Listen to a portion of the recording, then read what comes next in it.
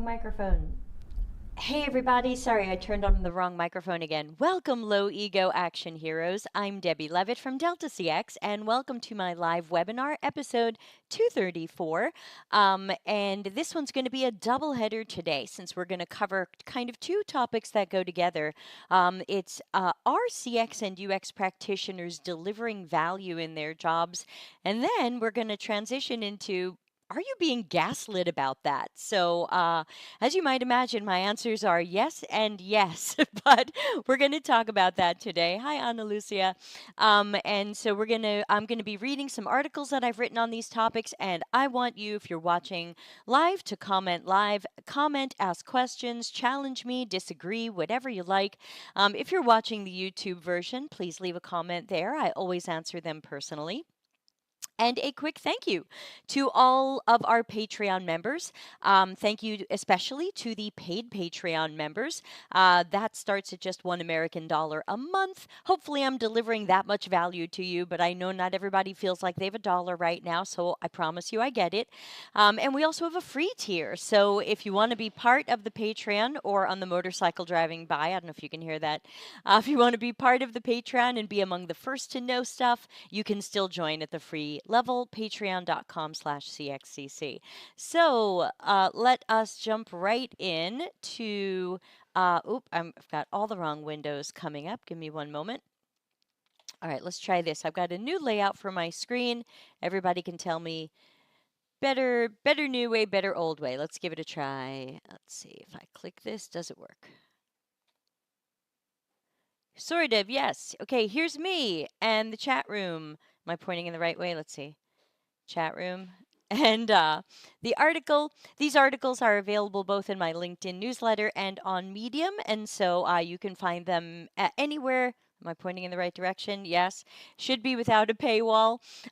So I will read two of them today. And again, I want to hear what you think, because these have definitely been hot topics for a very long time. So the first article is called, Are CX and UX Researchers and Designers Delivering Value? A common social post and article the last couple of years has been about how CX and UX researchers and designers are just not delivering value. Some posts say that these practitioners aren't thinking critically in their work. It's typically pointed out that teammates can tell that these people are just not offering much, and it's hinted that this might be a reason why many in CX and UX have been laid off. These jobs were cut and haven't yet come back. Companies claim that they really didn't see a reason to have someone do this role, especially if they read a book that said product managers can do this work. The immediate finger pointing, blame, and gaslighting are directed at the CX and UX practitioner. You, the designer or researcher, you just weren't delivering value. You weren't strategic or thinking critically. Why do we need you? Your team and company can't disempower UX practitioners and then complain that they're weak, bad at their work, not delivering value, or not thinking critically. Before we blame them and potentially gaslight them for something they didn't cause, let's ask some tough critical thinking questions.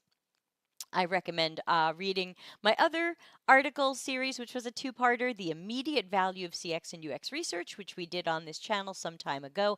You can always go to YouTube and search for CX-CC immediate value of research or something like that. I'm sure it'll come up. So let's ask some critical thinking questions. In the end, I'll take a look, or I can take a look at what Ana Lucia is saying now. I would say they are delivering value as long as they're actually qualified to do the job. And that may be one of the reasons why other roles try to creep into CX and UX responsibilities. Good thinking there. All right, so let's ask some critical thinking questions about CX and UX delivering value at your workplace. Critical thinking question number one: Is your CX or UX practitioner allowed to deliver value? At most jobs, this is a pretty clear no.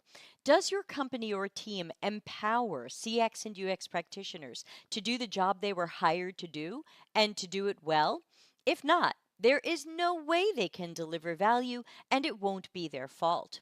Do we claim to have a trio or triad that includes UX, but then we don't let UX make any decisions? Do we listen to their voice? Do we seek it out when it's not in that meeting? Or do we make UX decisions without UX specialists present? Does your team insist on letting non UX roles make UX decisions? Well, do you let UX or engineers make product management decisions? CX and UX must make decisions in their own domain. Blocking that disempowers your CX and UX specialists and reduces the value they're allowed to create. Researchers and designers are too often treated as secretaries and assistants to product managers or product leaders. CX and UX isn't treated as autonomous teammates or partners. They're not included in early project planning so they can determine the right work to do to set the team up for success. CX and UX rarely get to plan or roadmap their own work. We sing hymns to empowered teams and hang more posters on the wall about employee experience. Meanwhile, projects are planned without CX or UX staff who learn later that someone else decided that UX will get just hours or days to deliver final insights, answers, knowledge, concepts, designs, or more. Treated as assistants, CX and UX researchers are often told, typically by product managers, what research to do, which methods to use, how long to take, and good luck having time or budget to recruit the right people for the study. It's also rare that a researcher is allowed to do early discovery or qualitative research that would help us understand target audiences and their tasks, perceptions, and unmet needs. Either researchers have to learn the business or the business should learn and do research. That's a quote that I hear from time to time on LinkedIn, but those aren't our only two choices. Even if you want to highlight that in my Medium article, I'm against that quote. They're not our only two choices, and I'm not sure this concept stands up well to critical thinking. Again, are your researchers allowed to be involved in the business? Are they included when we create strategies, decisions, plan? Do we wait for researchers to learn answers to our questions before we guess or solutionize? Do research insights influence strategies, priorities, and decisions? If not, is that the researcher's fault? I've heard stories of researchers required to submit editable versions of their reports so that someone from outside CX and UX can edit that report, often to say what they were hoping it would say. Does manipulated research deliver value? Many companies are blocking researchers from more strategic and business oriented discussions. We can pick on them for not learning the business, but if they're blocked from being involved in the business, is it still their fault? It is truly bizarre and surreal to block people from delivering more value and then complain that they're not delivering more value. That should be the highlight. Critical thinking question number 2. Did we hire critical thinkers? Or did we specifically choose to hire order takers who won't make waves? Do we welcome our CX and UX staff questioning our processes, ideas, concepts, designs, and more? Are we grateful that they're helping us find and mitigate risk? I find that's often a no. When I start asking critical thinking questions, I'm often not invited back to workshops and meetings. Did we hire critical thinkers, or did we decide those stronger personalities weren't a culture fit? You can't reject job candidates with good critical thinking and then complain that the more submissive, order taking, or non problem solving personalities you hired aren't thinking critically. Or maybe you did hire great critical thinkers, but you've made it clear that you don't want the critical thinking, especially if it throws a wrench into current plans or disproves something we want to build. Most people went into CX or UX to be problem finders and problem solvers. They really wanted to understand users and our opportunities to make something better for them. Our teams keep saying we want to delight users and have empathy. I'm a little late on that one. UX is here for customer intelligence, knowledge, evidence, risk identification and mitigation, product and service strategy, and more. but we need questions answered. CX and UX practitioners, especially researchers, would love to collect all of your open questions and use the right methods to get answers. They'd love to replace opinions, guesses, and assumptions with evidence, data, and knowledge. Did you let them? Or did you decide they're too slow? Or talking to users isn't the right method, unless product managers, sales, or engineers want to talk to users, in which case it's the right method, but only for them. Did you lock researchers into short time frames, working alone, or juggling multiple projects while expecting them to do an expert job? Before we hit critical thinking question number 3, Ana Lucia says, they may say researchers should learn business, but even if they do, they aren't allowed to be involved, so that's not even the issue. Yeah, that's what I'm saying. We are not empowering people to be part of business decisions, so we can't complain that they're not thinking business enough or speaking the business's language. We don't give them the chance to speak the business's language. Critical thinking question number 3. Do we follow Agile Manifesto Principle 5? Build projects around motivated individuals, give them the environment and support they need, and trust them to get the job done. That's Agile Manifesto Principle 5. Sounds pretty good, right? Do we trust UX practitioners to get the job done? Do we let them do their jobs? Or do we have other people on the team who think it would be cool or fast to try this work, whether or not they're good at it? If you hired critical thinkers, great. Well done. Do you welcome what they say or ask? Or are we grateful when they warn us about project risk or when they suggest a workflow or design that doesn't match what the product manager or stakeholder envisioned? Do we allow designers to work on the one or two best ideas given the problem we're trying to solve and the outcomes we're trying to create? Or do we act like design can and should be workshopped? Do we believe that a designer's work is a team sport where everybody is a player and possibly everybody is a coach? Or I can also add, are we allowing designers to work on their one or two best ideas, or are we following product managers saying the best thing we can do is have the most ideas possible so that the executive can pick their favorite? Where's the user in that conversation? Yeah, Ana Lucia says, oh, I'm sure all those micromanagers are following that principle. Sarcasm. Yeah, I wish they were. And that's been out there for 25 years and we're still not doing it. Did we announce that everybody on the team is a design thinker and anybody can use Figma and make some designs? Take a look at your team and see if you are upholding Agile Manifesto Principle number 5. Critical thinking question number 4. Who is being held accountable for disempowering UX? We would know how disempowered our UX practitioners were if there were accountability. Let's say that the interaction design and prototyping is left completely to me. This means that if something goes wrong related to the interaction design in usability testing, an A B test experiment, or after the product launches, I'm held accountable. Someone will ask me why that went wrong or why I didn't do a better job.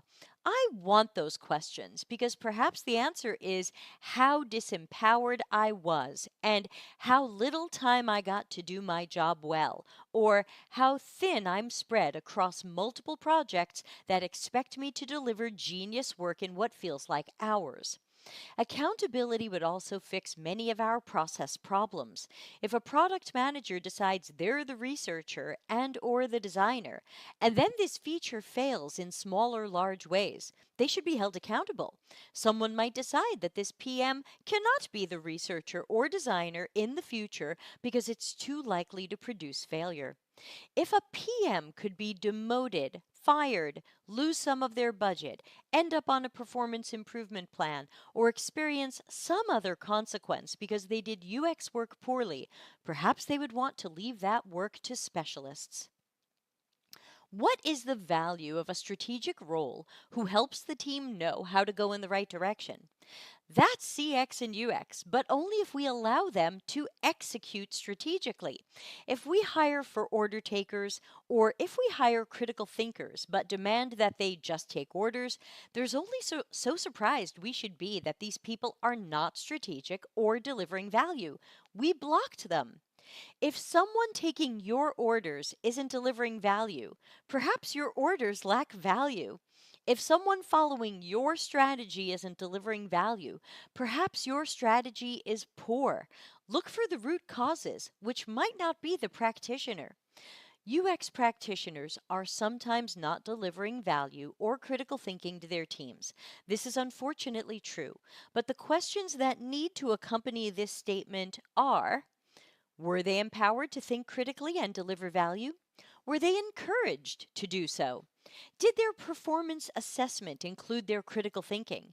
Did we judge a UX practitioner's technical excellence, attention to detail, ability to guide teams to make better decisions, and to find and solve problems before customers and users suffer with poor products and services? Were they judged based on how well they followed orders, tap danced along, didn't make waves, and met deadlines? Did we judge them by how happy they made a stakeholder by being that person's silent and submissive assistant? Did we tell them they did the right thing when they ran a fast and flawed survey that might set us up with false data? Before you lay people off for not delivering value, create some value of your own by checking if these people had any opportunity to create value. Did they have autonomy? Were they empowered? Is their work seen as a specialized domain that must be done by specialized people, the way we look at nearly every other domain at our company? Or are they treated like anybody can do your easy work? We don't ask developers to do marketing work. We don't ask marketers to do product management work. And most product managers aren't writing code. Why do we let anybody or everybody do UX work? And why are we okay with that work being done badly by people without skill, training, or talent? Are those people delivering value? Take a fresh and honest look at your CX and UX practitioners. Did we empower them to create value? If not, then please don't crap on them for not creating enough value. Give them a chance to create value. That is article number 1 about delivering value. And we've got another article queued up right after that, which, even though is not directly part of the Creating Value series, it kind of picks up where that one left off in some sentiment. But again, if you're watching live on LinkedIn or YouTube, I would love to hear your questions or comments. I'm having a little coffee. Or if you're watching this later on YouTube, leave a comment. I would love to know what you think. Alrighty. So let's flip back to our articles and jump on our second article today. And this one you can also find on Medium and in my LinkedIn newsletter. I wrote this about a week after the other one, so I was still kind of in the same mindset. And this one is called UX Stop Believing the Gaslighters. So if you work in CX or UX, I'm talking to you right now. UX practitioners are being gaslit by people inside and outside of UX. It's time to recognize it, stop believing and internalizing it, stand up to it, and say something. Stop pressing like on it and sharing it to others. Before we get to the gaslighting, can we agree that many CX and UX practitioners are in a bad place with their jobs, work, process, teams, and outcomes? UX is often disempowered, circumvented, overruled, excluded, and blocked. If you're not sure, check your UX teammate. Or if you work in UX, check yourself. 1. Is UX allowed, if not encouraged, to do strategic work? UX research should inform and influence strategies, priorities, and decisions at every level of our team and even our company. 2. Who plans UX's time and priorities? It should be UX, but it rarely is. We can't get the time we need to do decent, let alone great work. Others, including people with no experience doing our work, tell us what to do, how to do it, and how long it should take. 3. Did we give UX access to the users or customers they need to research? Or did they get no access? Did we tell them this is someone else's job? Sales, marketing, product, and engineers can talk to target audiences, but UX can't? 4. Do we wait for UX's work? Or are strategies, priorities, and decisions made even when we lack evidence, data, and knowledge? Does engineering wait for designs, or do they start building whatever they think will be good enough? 5. Are we democratizing other roles or only UX? Other domains are specialized and build castle walls to ensure nobody else does their work or makes decisions in their domain. Yet, we want UX work done by anybody and everybody, regardless of talent, skill, rigor, quality, or outcomes. Well, that doesn't add up. 6. Can a UX professional make a UX decision? Or are they overruled or excluded from that decision? 7. If we're using a trio, is UX a part of it and truly empowered?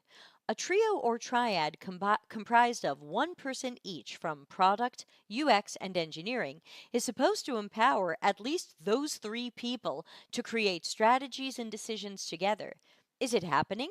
Or is UX's trio presence mostly theater? 8. Is UX treated as the many specialties that it is? You interviewed people for weeks or months, gave them homework, and put them through rounds of scrutiny to make sure they had great skill. Is UX work then treated like a few tasks that's easy for anybody to do? Do we treat UX as if it's not really a specialty or one person's job? Do we let UX practitioners do the job that was in their job description? And 9. Are people held accountable for poor user and customer experiences? If nobody's held accountable, then we can do anything without consequences to us. Customers and the company will see consequences, but the workers and teams causing those problems will not. Without accountability, it's easy to get any or all of the above wrong, and nobody will care. Nothing will change, even after we bring it up in a retro or tell your change management consultant about the problems. Ask yourself which role on my team or at my company has experiences like the list I just read: product, engineers, marketing, data scientists, business analysts. You might find that the answer is nobody other than CX and UX has these experiences or is this disempowered. Since we don't see this happening to others that much or at all, it's easy for people without empathy, people who haven't put the pieces together, people believing the gaslighting, and toxic people to point fingers at UX for their own problems. UX is diluted, minimized, and disempowered, but we're gaslit into believing it's our own fault, which adds to our disempowerment. You'll hear things like, good collaboration is when everybody works on research or design. Be a team player. Democratizing your work shows that you are pragmatic. You're slow, not lean or agile. Your job will go so much better when the agile team is fluent in UX and does decent design work. We value research so much that you need to teach what you do to everybody. Say yes more. Say it always like an improv. Yes to everything. There's no real UX process.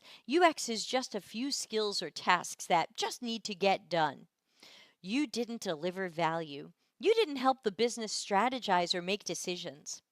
You want to do the wrong type of research. Just validate this with a survey. We don't need to know the truth or the absolute truth. We just need to ask a few users what they want. Research is unnecessary because we know our users so well and we know what they need and want. You aren't speaking the business's language. You need to learn business. Or how about a book about product and process that never mentions UX in the entire book, as if UX doesn't exist? The book mentions research and design and blurs the lines of who does that work. If the book never mentions a UX team, it's easy to imagine that this research and design work is done by some other role. When we say something about books like this one, we are treated as heretics who chose the wrong God. All the things I just said above, we tell each other this harmful crap. We internalized it and made it real.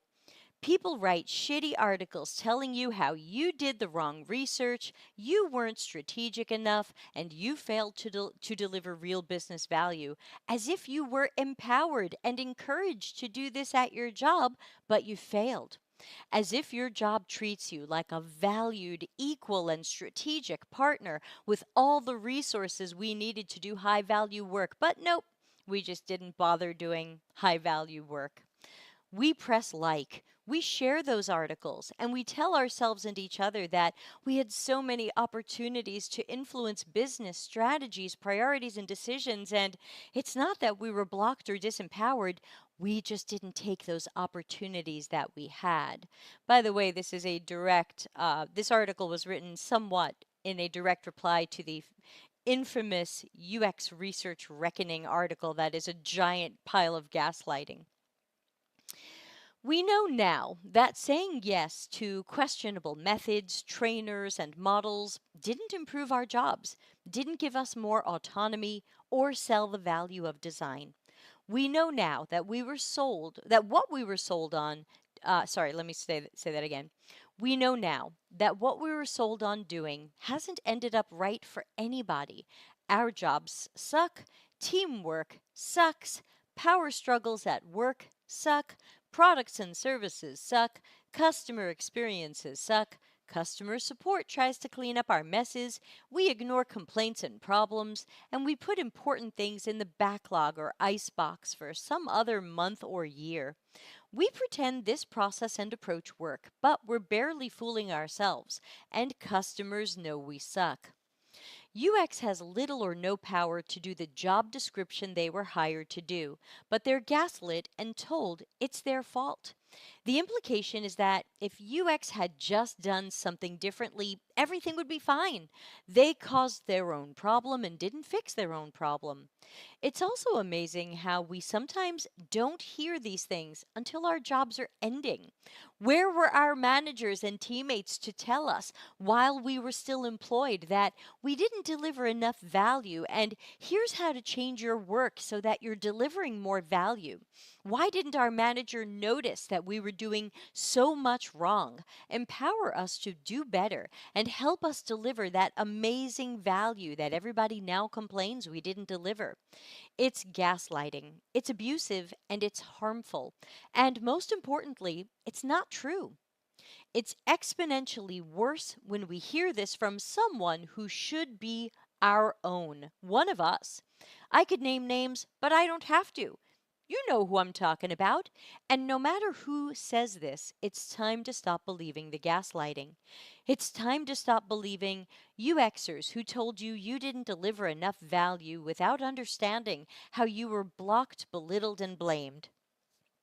It's time to stop believing UXers who told you you did the wrong research without having empathy for how you tried to do the right research, but you were told you were too slow, not agile, or that's the product manager's job. Yeah, Andalucia says, I'm wondering if we should start saying if UX and CX didn't have value and wasn't making a difference, you wouldn't be trying to learn what I do. Yeah, that's an article I started writing and never finished. It's time to stop believing UXers who sold your company on UX's disempowerment, offering to train engineers to design better or train product managers to do better research. It's time to stop believing UXers who told you you could teach yourself UX or fake it until you make it, which sends dangerous UX is easy for anybody to quickly learn and do signals to everybody at our company. It's time to stop believing UXers who sold you on webinars, memberships, coaching, and other information that made it sound like your layoffs were your fault. If only you had used their methods, if only you had followed their easy guide to being layoff proof or forever employable. It's time to stop believing UXers who brought in books, trainers, and workshops around methods that want UX to be as small and fast as possible. Quality isn't important. We'll all pretend everything is good enough and we'll fix it later. I no longer see these people as one of us. They might have some UX work in their LinkedIn. Some of them have done real UX work recently. Some of them haven't done UX work since 2012 or 1999. But if they're gaslighting you or me, they're not one of us. If they are selling us out, they're not one of us. They're not someone I want to listen to. I don't care how famous you or they think they are. You don't have permission. I'm sorry, you do have permission. You do have permission to stop following them on social media. Don't press like. Don't share. Don't comment. Let them sink to the bottom of the algorithm ocean. If you disagree, saying nothing is the most powerful thing you can do, because when you comment, you raise them in algorithms. If this gaslighting is happening at your job, saying nothing adds to the problem. We must speak up and push back at our jobs, use critical thinking, and ask questions. In closing, recognize the gaslighting and take its power away. Too many UX practitioners are right now thinking that they caused their own layoff or they caused their own poor work situation. If they can't do the job as it was described in the job description, it must be their fault. But it's just not true. Don't treat these lies as true. Don't internalize them. Don't gaslight others. And please stop sharing this crap on social media. Stop hiring people with these messages to train your teammates. When others disempower UX, especially if they're claiming there's a trio, say something, speak up, push back. Remember, you, UX person, you didn't cause these problems, but we sometimes make these problems worse when we internalize the lies and start repeating or believing them. We're often the victim of the problems, and our struggles are the symptoms, not the causes. And that is today's second article. Ana Lucia says, I won't like it and I won't comment, but I'll share it for us to talk about on practicing critical thinking. Yeah, that's our last Friday of every month stream over on the Delta CX channel where we slice things to shreds.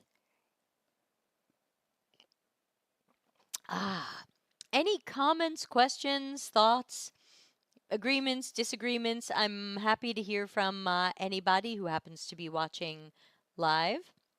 Let's see if I'm missing LinkedIn comments again. Someone said good. Thank you. Good to you too. Oops, I'm hearing myself. So yeah, if anybody thank you for the thumbs up on LinkedIn. If you've got any comments or questions, I'm happy to take them. We can hang out a few more minutes. Otherwise, this webinar will become on next. It'll be unlisted because I'm doing this live on May 8th, 2024.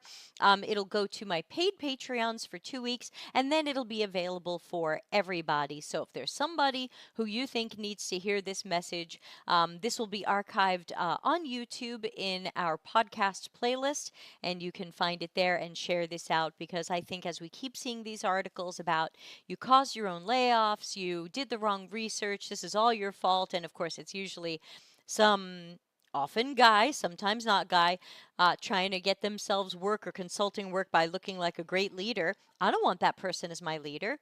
You think I want to work for the guy who wrote the article that said, hey, everybody, you're doing the wrong research?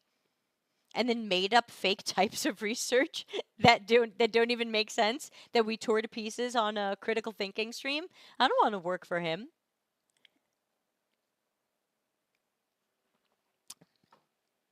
I don't want to clap on that Medium article. I don't want to press like. And guess what? You don't have to either. You don't have to respond to it. If you respond to it, you tell the algorithm this is worth your time. Read it and close it.